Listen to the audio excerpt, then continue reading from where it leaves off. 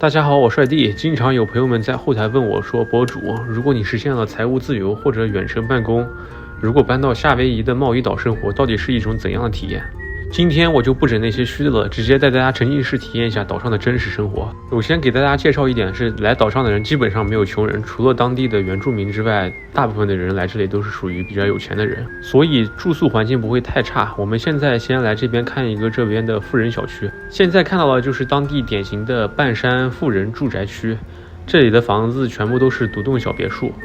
而由於小區建在山上，錯落有致，所以基本上家家戶戶都是無死角的頂級海景房。但這裡的房價也非常的真實，便宜的都是150萬美金起步。住在這的優點就很明顯了，環境絕美，極其安靜。每天早晨叫醒你的不是鬧鐘，而是太平洋的紅日。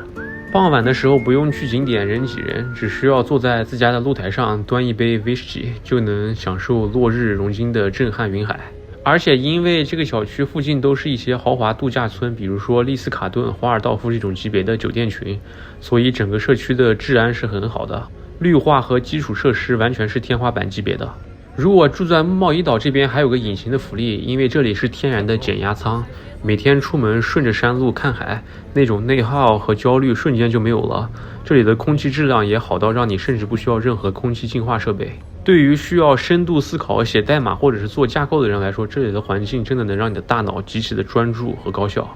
但是由於天底下沒有完美的地方，所以在這裡你享受了頂級的風景，就必須接受它極其硬核的缺點。首先，在這裡生活沒有車等於沒有腿。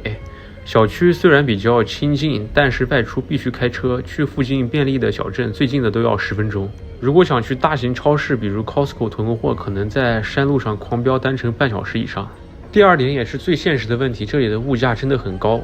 作為全美最孤立的群島之一，貿易島上幾乎所有的生活物資全靠外運，所以你不管去超市買菜還是電水網費，基礎生活費比美國大陸一線城市還要高出了30%。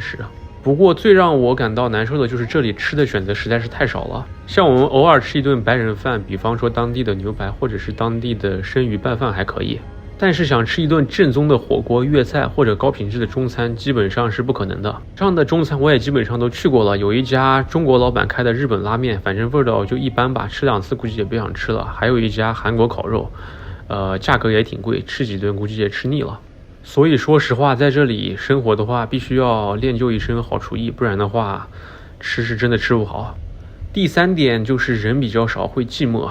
可能剛來島上的前3個月你會覺得這裡是天堂，但是半年之後，當新鮮感褪去，你就會發現每天面對的除了是海還是海。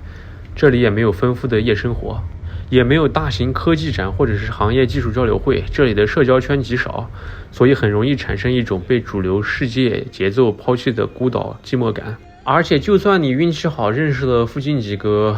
朋友吧，可能大部分人來這裡都是短期居住個1個月2個月就搬走了，所以如果你真的在這裡常住的話，幾乎是很難交到朋友的。還有最主要的一點是，這邊一到晚上真的就天很黑，因為島上資源比較少，所以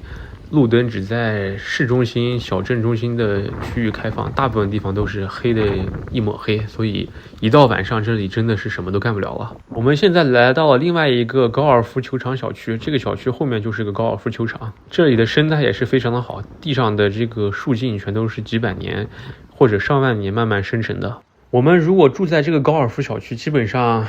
沒事幹就可以下海衝個浪，或者是拿個球包去揮2桿。風景確實好到沒話說，生活節奏慢到像是按了0.5倍的速度。但說實話，除了前面物價貴吧，島上還有一些比較匱乏的醫療資源。如果平常生個病之類的，那麼根本是沒辦法，我們必須要去附近的歐胡島、檀香山去求醫。而且島上的公共交通幾乎為零，平常到了雨季的時候還會經常受到一些極端天氣的影響，比如突如其来的暴風雨或者大霧，分分鐘讓我們斷電斷網。那麼朋友們，如果你能來到美國夏威夷州的貿易島，你會選擇在島上住多久呢？反正我感覺我的極限大概是1周吧。那麼本期視頻就到這裡了，拜拜。